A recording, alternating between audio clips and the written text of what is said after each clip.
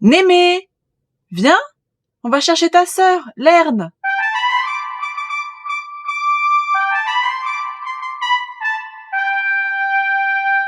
Chers amis auditrices, auditeurs, si l'art vous en dit, bienvenue dans cette vidéo consacrée au deuxième travail d'Hercule, ou Héraclès, le héros de l'Antiquité grecque, fils de Zeus et d'Alcmène, elle-même arrière-petite-fille de Zeus. Du coup, Hercule est aussi l'arrière-petit-fils de Zeus. La famille est un peu spéciale, hein. Mais bon, quand on est immortel, hein. Revenons à nos créatures monstrueuses.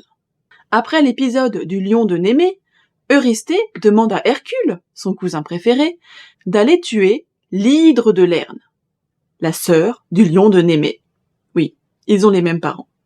Ou du moins, la réduire à l'impuissance. Ce serpent d'eau qui vit dans les marais de Lerne possède une tête immortelle, centrale, entourée de plein d'autres têtes qui repoussent par deux à chaque fois qu'on en supprime une. Parmi ses autres attributs, elle possède un sang empoisonné et une haleine qui tue, elle aussi, en diffusant du poison dans l'air, même quand elle dort. Héraclès arrive près du marais de Lerne, en char, conduit par son cocher, Iolaos. Héraclès force l'hydre à sortir de son repère en envoyant des flèches. Enflammée. Il la saisit, l'arrête, mais l'hydre entrave Héraclès en s'entortillant autour de lui. Héraclès frappe les têtes à coups de massue, mais à chaque fois, deux repoussent. Le sidekick, comme on dit dans le cinéma aujourd'hui, vient apporter de l'aide à l'hydre. Il s'agit d'un crabe géant, monstrueux, qui vient mordre le pied d'Héraclès. Héraclès tue donc dans un premier temps le crabe géant, puis demande de l'aide à Iolaos, son cocher. Il lui demande d'allumer un feu dans la forêt voisine et de revenir avec des flambeaux afin de cautériser chaque plaie, ou disons chaque fois qu'une tête a été coupée, pour éviter que les deux autres ne repoussent. La stratégie fonctionne. Il ne reste plus que la tête immortelle, centrale, que Héraclès va enterrer très profondément sous terre et empêcher toute intrusion en mettant un énorme rocher dessus que personne d'autre, même les bœufs, ne pourront enlever. Il ouvre ensuite le corps de la créature et trempe les flèches dans le fiel afin de les rendre mortelles. Je rappelle, le sang est empoisonné. L'idée est bonne dans l'absolu, mais fera le malheur de nombreuses personnes qui croiseront Hercule et Hercule lui-même. Et pour finir, Eurysthée considère que ce travail ne compte pas. Pourquoi ? Parce que Héraclès a eu l'aide de Iolaos. Pauvre Iolaos, comparé pour son assistance à personne en danger à un crabe monstrueux.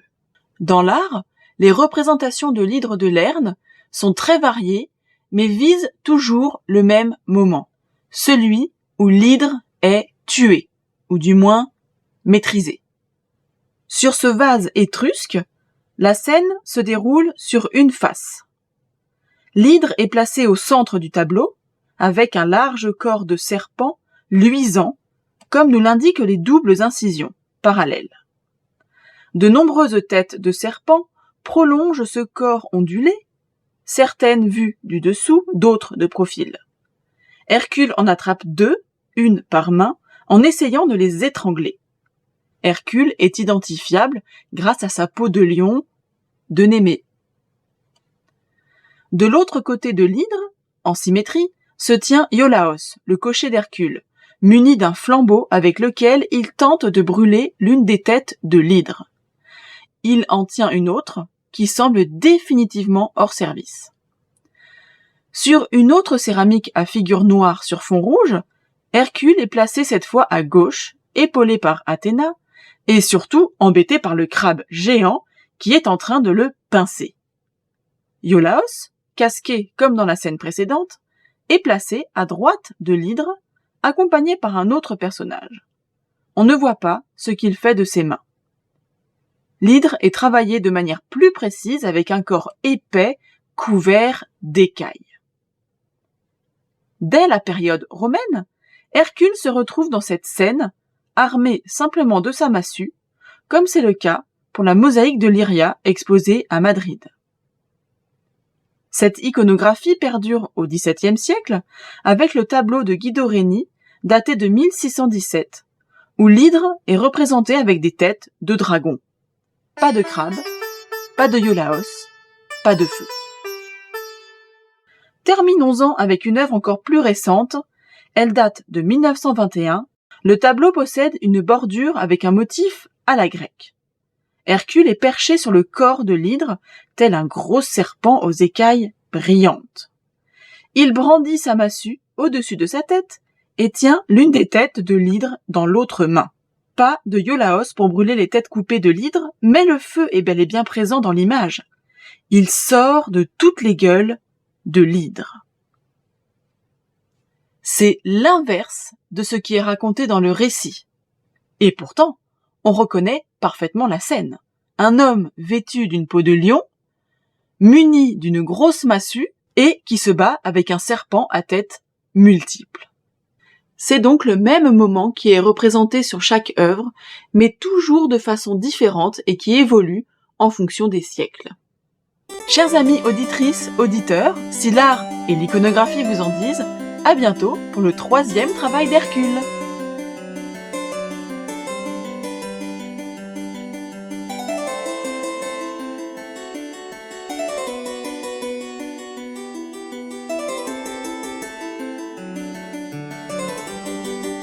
Coucoule, sors de ta cachette.